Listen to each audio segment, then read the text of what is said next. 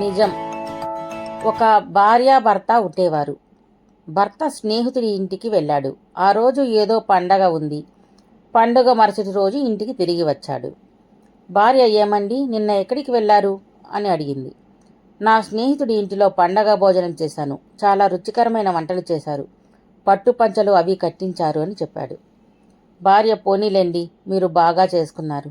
ఇక్కడ మేము పెద్దగా ఏమీ చేయలేదు అని అంది. 2 రోజుల తర్వాత ఎవరో భార్యతో, మీ భర్త బ్యాగు పర్సు రైలులో పోయి ఎలా వచ్చాడు ఇంటికి అని అడిగాడు. అప్పుడు భార్య భర్తతో, ఏమండి, మీ బ్యాగు పర్సు పోయాయట కదా, మీరు ఎలా వచ్చారు అని అడిగింది. ఎందుకు స్నేహితుడి ఇంటికి వెళ్ళానని చెప్పారు అని అడిగింది. ఓసి పిచ్చిదానా, అలా చెప్పాను. నీవు సంతోషంగా ఉన్నావు కదా, నిజం తెలిస్తే నీవు ఎంత బాధపడతావు. నేను డబ్బులు లేక ఏదో కూలి చేసి వచ్చిన డబ్బుతో టికెట్ కొని వచ్చాను అని అన్నాడు.